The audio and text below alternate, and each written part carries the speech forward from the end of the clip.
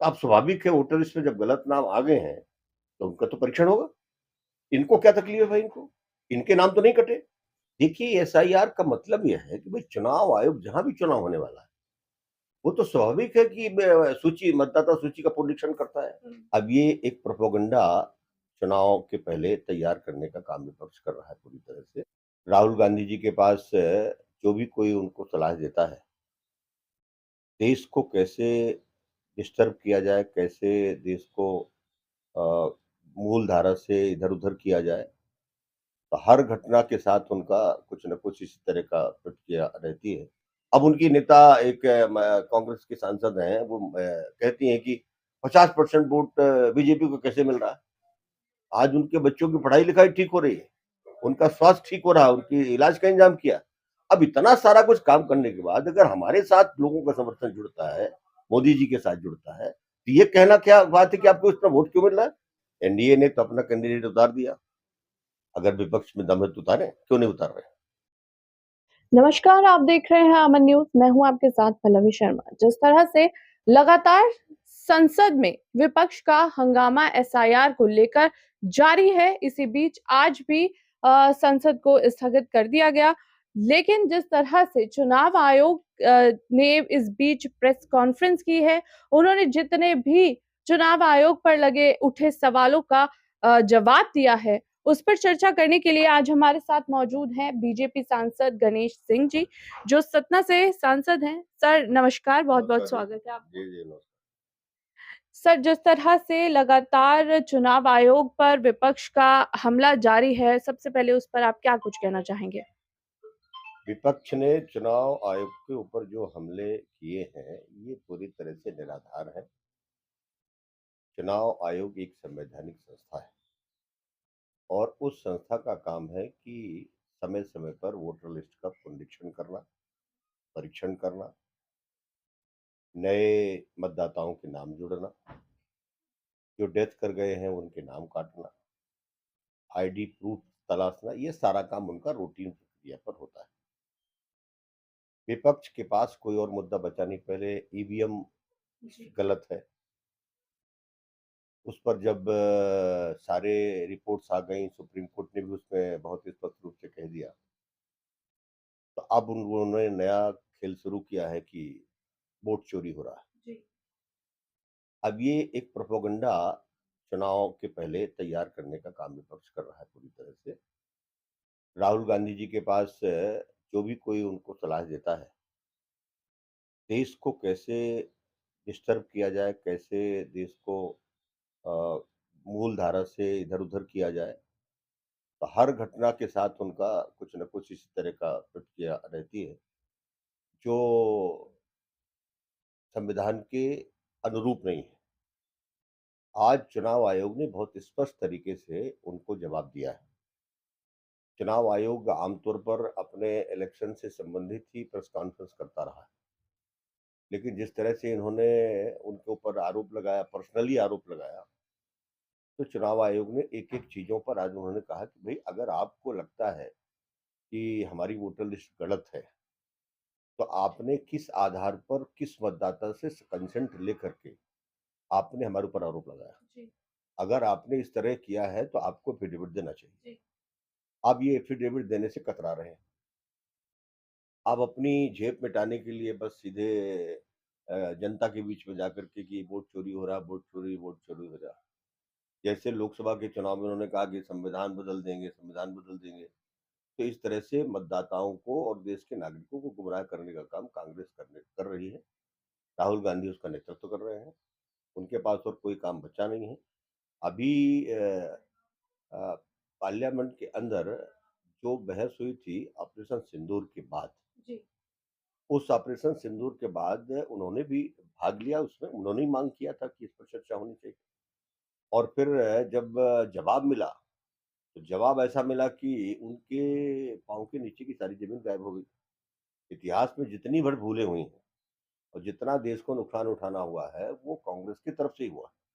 तो जब सारे काले चिट्ठे देश के संसद के सामने हमारे प्रधानमंत्री जी ने, गृह मंत्री जी ने, विदेश मंत्री जी ने, रक्षा मंत्री जी ने रखा, तब उनको लगा कि अरे हम तो गलत फँस गए। अब फिर दूसरा उन्होंने मामला एसआईआर का उठा दिया। जी। अब एसआईआर चूँकि बिहार में चुनाव होना है हुँ। और बिहार में जानते हैं कि हमको तो जीतना नहीं है, तो कैसे एनडीए को डिस्टर्ब किया जाए, कैसे वहाँ के मतदाताओं को भ्रमित किया जाए, एक अभियान चलाया इन्होंने, उसी अभियान का हिस्सा है ये, लेकिन देश की जनता सब जानती हुँ। सर, इसी पे बिहार के है। चुनाव पर ही ये सवाल उठा रहा है विपक्ष की आखिर इस वक़्त ही इसकी क्यों ज़रूरत पड़ गई? एसआईआर की क्यों ज़रूरत पड़ी? देखिए, एसआईआर का मतलब ये है कि भई चुनाव आयोग जहाँ भी चुनाव होने वाला है, वो तो स्वाभाविक है कि सूची मतदाता सूची का पुनरीक्षण करता है। हुँ। वैसे नियम भी है कि हर 6 महीने में मतदाता सूची को पुनरीक्षण किया ही जाए। चुनाव आयोग के पास है जो अधिकार संविधान की तरफ से मिले हैं, उन्होंने वहाँ जाकर के एक-एक मतदाता का पूरा आईडी लेकर के उन्होंने एक फॉर्मेट जारी किया। उस फॉर्मेट के आधार पर उनसे पूछा कि भाई आपका वोटर लिस्ट में नाम है, आप ज़रा ये आईडी मुझे बताइए। जी। और उन्होंने जो उन्होंने दिखाया 96% लोगों ने अपनी वोटर लिस्ट को वेरीफाई किया। अब 96% जिस राज्य में वोटर आइडेंटिफाई हो चुके हों, आप उसको कैसे कह सकते हो कि गलत कर रहे हो? और आप वो भी एक सिस्टम है, राज्य सरकार के साथ सिस्टम होता है। भाई चुनाव आयोग के पास कोई अलग से कोई सिस्टम होता नहीं है। तो वो तो राज्य सरकारों से सपोर्ट लेकर के और उसमें काम करते हैं। एक राज्य सरकार से सपोर्ट लेकर के काम करते हैं। तो उन्होंने जो किया, अब उस पर आपने आपत्ति किया, वो तो मुझे लगता है कि वो तो जानबूझ करके एक प्रोपेगेंडा खड़ा करने के उद्देश्य से किया है। और जो लोग कहते हैं कितने लोगों के नाम उन्होंने मृत लोगों का, अरे स्वाभाविक है भाई, हुँ। जब काफ़ी समय से परीक्षण नहीं होगा, उस बीच में किसी की डेथ हुई होगी, अब वो इस दुनिया में है नहीं, तो उसको हटाएँगे नहीं क्या? उनको हटाएँगे। फिर जिनके पते नहीं मिल रहे, उनको नहीं हटाएँगे क्या? दरअसल ये पूरा मामला क्या है, ये जो बांग्लादेशी घुसपैठी हैं, हुँ। ये रोहिंग्या जो हैं, ये पूरे पश्चिम बंगाल में, बिहार में, आसाम में, उधर के सारे राज्यों में ये इन्होंने पूरी सब जगह गए हुए हैं और उनको इन्हीं के लोगों ने आईडी दे करके और उनका वो किया। तो अब स्वाभाविक है वोटर लिस्ट में जब गलत नाम आ गए हैं, तो उनका तो परीक्षण होगा। इनको क्या तकलीफ है भाई इनको? इनके नाम तो नहीं कटे, नहीं तो इन्हीं के नाम काट देना चाहिए था पहले। इनके नाम तो कोई कटे नहीं और फिर ये कहते हैं कि साहब वोट की चोरी हो रही, तो राहुल गांधी जी आप चुनाव कैसे जीत गए थे? हुँ। आपको तो नहीं जीतना चाहिए। जिस उत्तर प्रदेश से आप एक बार चुनाव हार करके केरल चले गए थे और फिर लौट के फिर उसी उत्तर प्रदेश से आकर के चुनाव लड़े, तो आपको तो जीतना नहीं चाहिए। आप क्यों जीत गए? अखिलेश क्यों जीत गए? कैसे कह सकते हैं कि अब वोट चोरी हुआ? चुनाव आयोग पर ये बड़ा सवाल उन्होंने खड़ा किया है कि वो सत्ता पक्ष हो चुकी है चुनाव आयोग। देखिए ये तो वो खींच बिठा रहे हैं। कुछ नहीं, जनता के नज़रों में धीरे-धीरे वो खत्म हो गए हैं। जो कांग्रेस 60-65 साल तक देश में राज की हो, आज उस कांग्रेस की दुर्गति हो गई। अब वो तो जानते हैं कि जनता के बीच में हमारी साख तो खत्म हो गई। तो हम इनको कैसे डिस्टर्ब करें? अब उनकी नेता एक कांग्रेस की सांसद हैं, वो कहती हैं कि 50% वोट बीजेपी को कैसे मिल रहा है? अरे बीजेपी को 50% वोट इसलिए मिल रहा है कि जनता के अनुरूप हमारी सरकारें काम कर रही हैं। हमने गरीब से गरीब आदमी को भी सरकार की योजनाओं का लाभ पहुँचा दिया। हमने उनकी माली हालत को सुधारा। हमने गाँव में शहर की तस्वीरें बदली। हमने सारे इंफ्रास्ट्रक्चर खड़े किए। आज लोगों की पर इनकम कैपिटल बढ़ी है। आज उनके बच्चों की पढ़ाई-लिखाई ठीक हो रही है। उनका स्वास्थ्य ठीक हो रहा है, उनके इलाज का इंतज़ाम किया। अब इतना सारा कुछ काम करने के बाद अगर हमारे साथ लोगों का समर्थन जुड़ता है, मोदी जी के साथ जुड़ता है, तो ये कहना क्या बात है कि आपको इतना वोट क्यों मिल रहा है? अरे वोट तो जनता देती है ना, हर कोई वोट देता है। जी। तो उसमें क्या दिक्कत हो रही है आपको?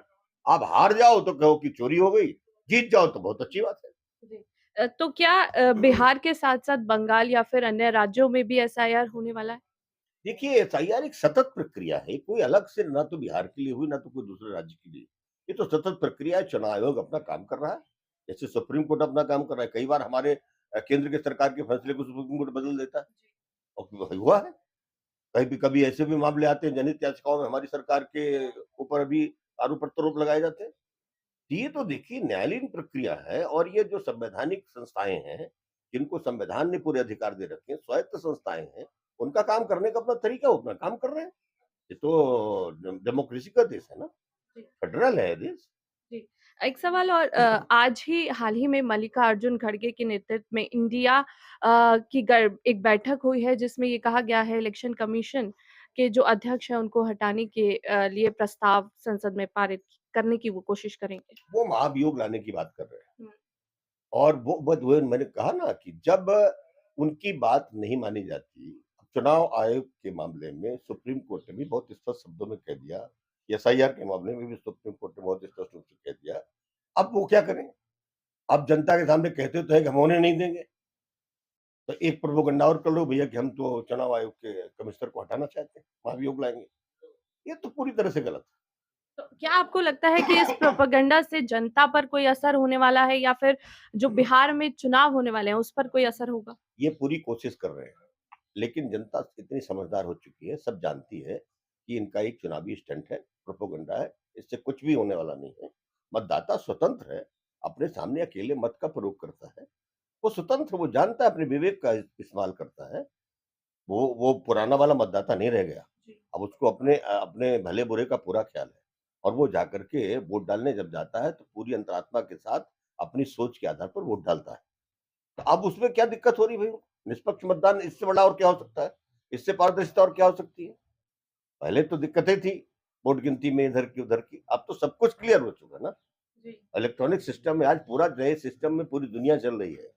उस पूरी दुनिया में उस सिस्टम को आप नकारने की बात कर रहे हो, ये तो मुझे लगता है कि अनभिज्ञता है।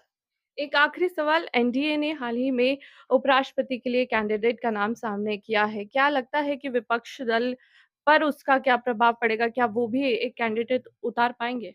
एनडीए ने तो अपना कैंडिडेट उतार दिया, अगर विपक्ष में दम है तो उतारें, क्यों नहीं उतार रहे? और जो कैंडिडेट एनडीए ने दिया है, बहुत अनुभवशील व्यक्ति हैं, गवर्नर हैं, वर्तमान में महाराष्ट्र, इसके पहले झारखंड के गवर्नर थे वो। और वो एक मजे हुए कार्यकर्ता है, 40 वर्ष की उनकी राजनीति है, 2 बार सांसद भी रह चुके हैं वो। तो वो पूरे संसद के पूरे कानून को, पूरे संविधान को बेहतर तरह से जानते हैं और दक्षिण भारत से आते हैं और सभी भाषाओं को उनको ज्ञान है। इसलिए एनडीए ने उनको प्रत्याशी बनाया है। अब उनके मुकाबले में इनके पास तो कोई, विपक्ष के पास उम्मीदवार कोई दिख नहीं रहा।